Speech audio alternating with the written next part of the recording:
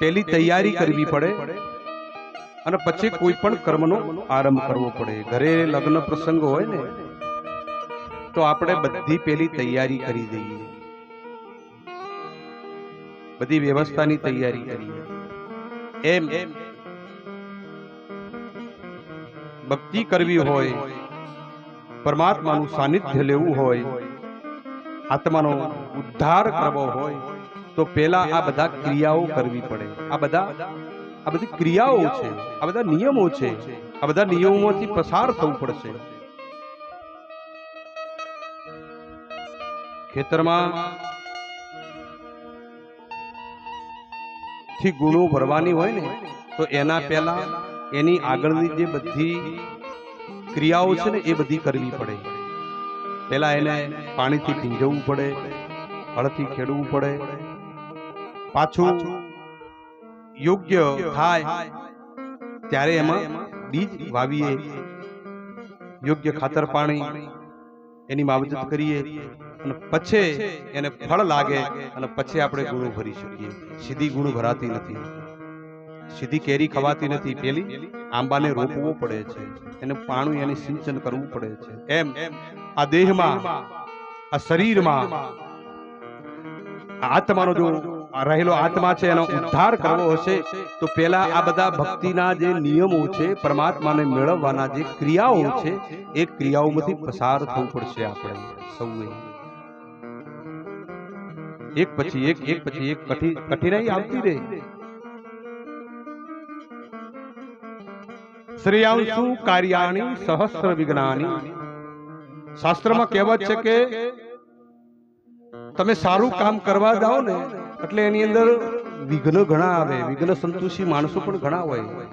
પહેલાના જમાનામાં સતયુગ, દ્વાપર ત્રેતા આદિમાં જે અસુરો આવતા ને એમના કદરૂપા દેખાવ હતા, એટલે દેખાવથી ઓળખાઈ જતા કે આ અસુર છે. પણ અત્યારના અસુરો છે ને એ દેખાતા નથી, ઓળખાતા જ નથી. એ વેલસેટ, એકદમ વેલસેટ જ હોય. આપણને એમ લાગે કે હા શું માણસ હશે, પણ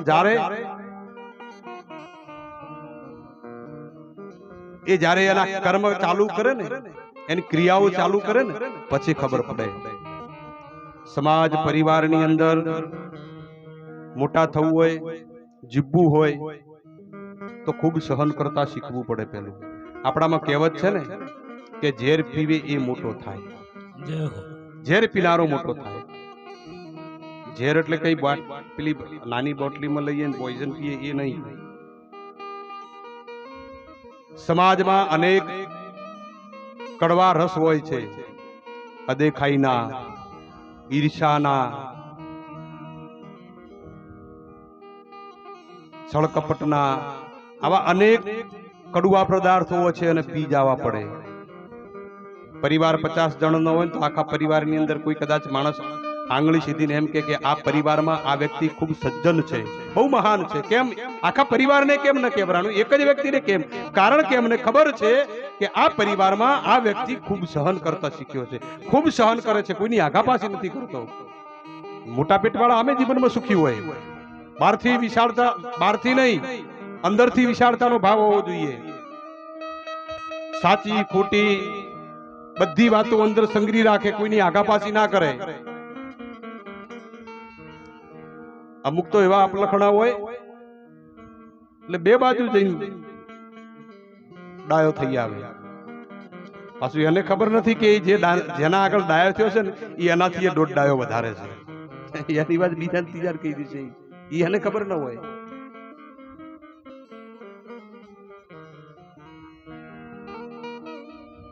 આવા અદેખાઈના, ઈર્ષાના આ ઝેર છે ને એ પીનારો જગતમાં મોટો થાય.